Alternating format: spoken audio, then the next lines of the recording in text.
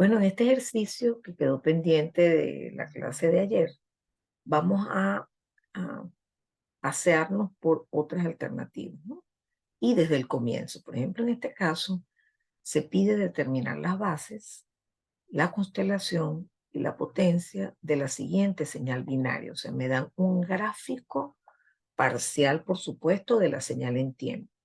Me dicen que de bit, o sea, la duración de un bit es de un segundo y que para la secuencia 1, 0, 1, 0 luce como esto que está aquí. Entonces, lo primero que yo hago es ubicar aquí el tiempo. Aquí está un bit, aquí está otro bit, aquí está otro bit, aquí está otro bit, y veo las formas de onda. Entonces, entre 0 y 1 yo veo una constante. O sea que ahí realmente lo que hay es un pulso, y eso definiría el primer símbolo que llamamos S1. Luego volvemos a fijarnos en el siguiente intervalo de tiempo y vemos una forma de onda que la mitad del tiempo tiene el valor de 2 y la otra mitad tiene el valor de -2. O sea, es un pulso de esta naturaleza, aunque en el gráfico puede confundir, ¿no? Pero es un pulso como este, que obviamente es otra forma de onda que se llamaría S2. Luego miramos el tercer bit y es el mismo S1 y el cuarto es el mismo S2. Entonces ya hemos identificado las diversas formas de onda y llegamos a la conclusión que esto es una transmisión binaria banda base, no tiene modulación. ¿Ok? Muy bien, entonces tenemos que proceder a determinar las bases. Es importante destacar antes de dedicarnos a hacer eso que tenemos que aprender a ordenar inteligentemente las bases. Aquí en este caso no hay mayor problema. Da lo mismo decir que este es S1 o que este es S1. Da lo mismo. Pero hay casos en donde, por ejemplo, tienen una señal que S1 es un pulso, S2 es ese pulso y S3 es, por ejemplo, un cero. Es decir, una señal nula que dura T bit. Eso pasa, hay tipos de transmisiones que son unipolares, que tienen un símbolo que es cero. ¿Ok? Entonces, es evidente que este símbolo nunca puede ser ese uno, porque empezamos mal, porque ya la primera base me daría nula. Entonces, en todo caso, ese símbolo hay que ponerlo de último, en este caso se llamaría S3. ¿Ok? Igualmente, por poner otro ejemplo, si tuviésemos un pulso un símbolo, perdón, que fuese así, es decir, que fuese igual que ese uno pero negativo, ¿verdad?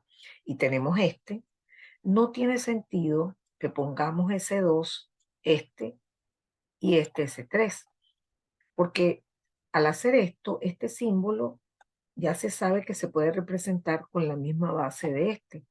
Entonces, nos va a dar que la base 2 es nulo. Ok, después aparece una tercera base que en realidad es la segunda. Entonces no tiene sentido y lo lógico aquí sería llamarlo S1, S2, S3. Cuando lleguemos a S3 decimos, ah, no, no, ya no tengo que trabajar. Ya con uso 1 tengo la solución para S3.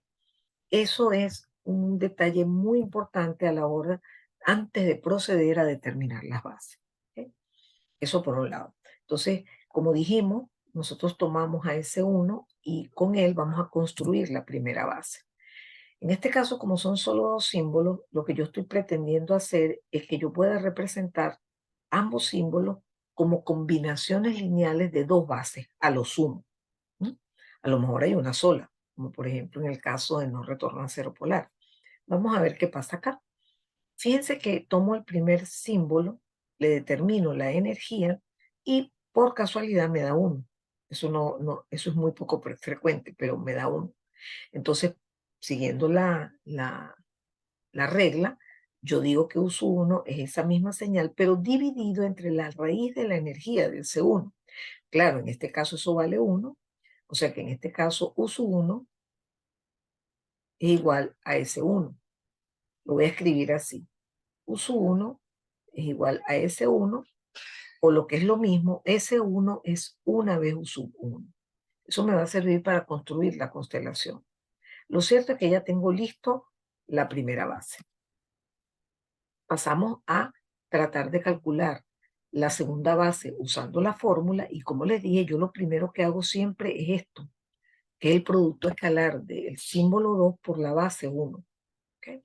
Eso es simplemente multiplicar las dos señales e integrarlas entre 0 y t-bit.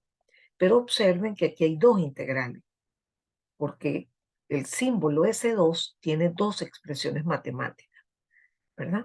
Ah, mire esto. Yo lo cambié, bueno, no importa.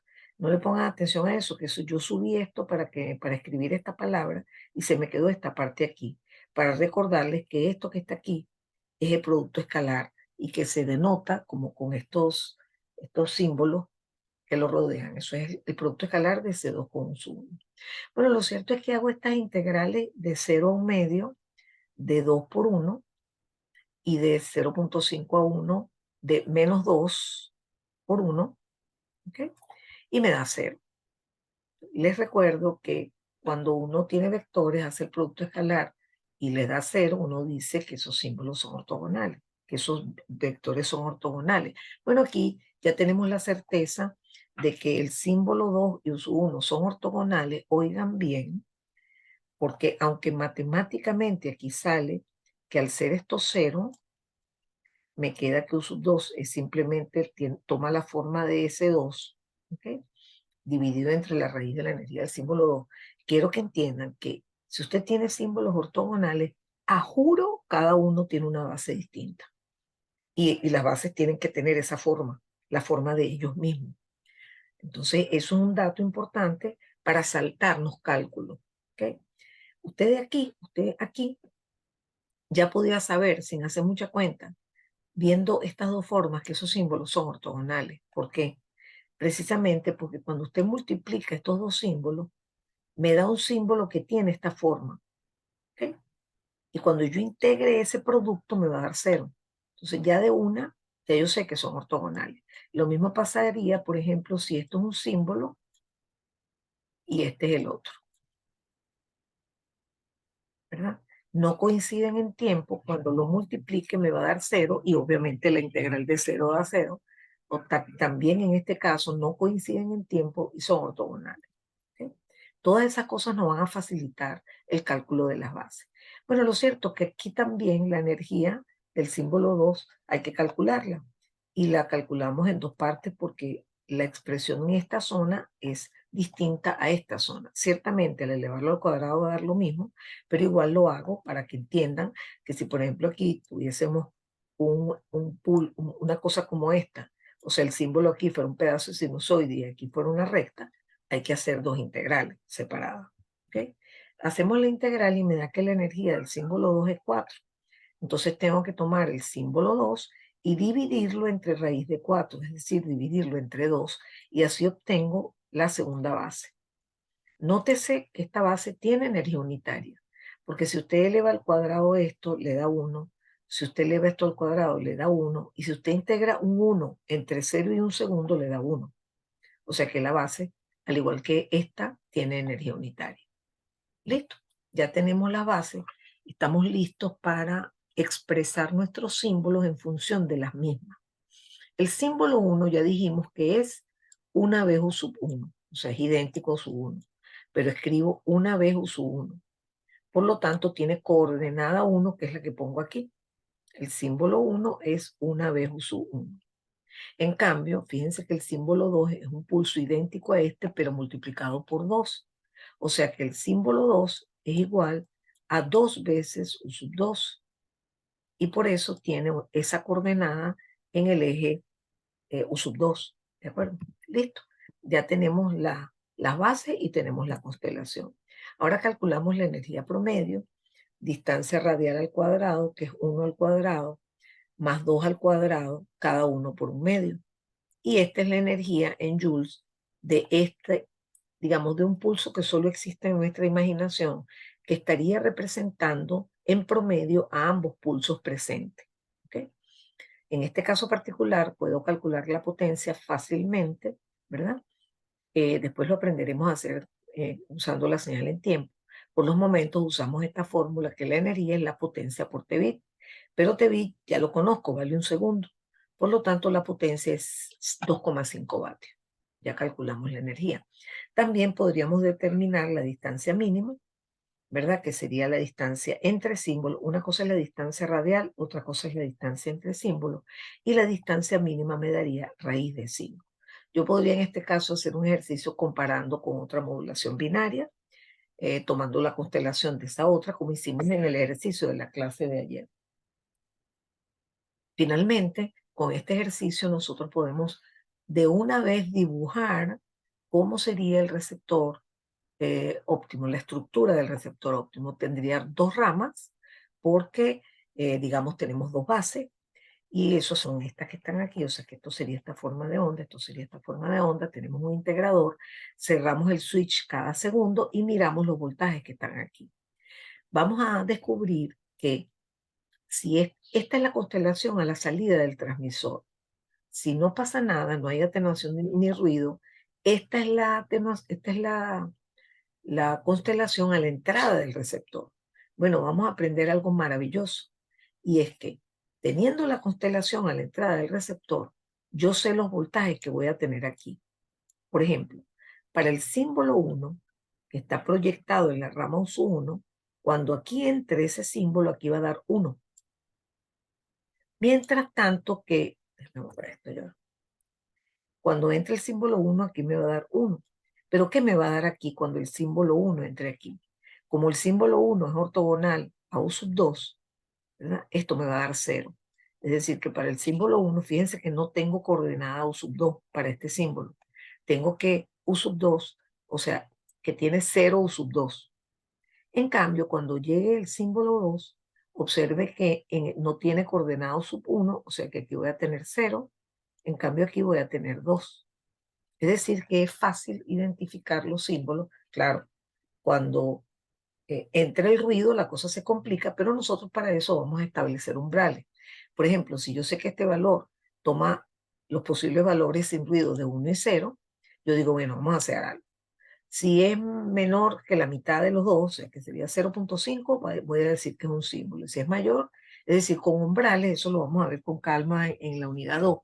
Así que solamente quiero como irlos empapando de todo lo que vamos a poder hacer. Entonces así nos damos cuenta que lo que hemos aprendido del proceso de ortogonalización Gram-Schmidt es valiosísimo. ¿Okay? Quiero aprovechar este video que estoy haciendo para comenzarles a hablar de algo que es sumamente importante a la hora de, primero, identificar cuántas bases podría yo necesitar. Segundo, para determinar la fortaleza frente al ruido, etcétera, etcétera, etcétera. Ya yo les presenté una transmisión como no retorno a cero polar que tiene una constelación como esta. Pero también les dije que para que sean polares no tendrían que tener esta misma distancia radial. Y aquí les pongo un ejemplo. Simplemente una está en el eje opuesto a la otra. Incluso si yo estuviese hablando de este símbolo, si tengo otro símbolo aquí, ellos son polares también. ¿Okay? Bien. Pero hoy descubrimos que la ortogonalidad, por supuesto que implica dos ejes, y el símbolo 2 es ortogonal al símbolo 1. Eso nos va a ser útil para muchas cosas más adelante. Les presento algo que no hemos visto, que es la proporcionalidad. Fíjense que estamos del mismo lado, fíjense que el 0 está aquí, estamos del mismo lado de uso 1, este es 0.25C, podría ser cualquier valor que esté aquí, y C. Esos símbolos se llaman proporcionales. ¿Okay? Y hay casos en donde la relación entre símbolos no es ninguna de las anteriores. En este caso, estos símbolos no son ni polares, ni ortogonales, ni proporcionales. Entonces hay cosas que vamos a aplicar en algunos casos polares, en los ortogonales, en los proporcionales, que no se van a poder aplicar aquí. ¿De acuerdo? Entonces, de esta manera cierro esta clase.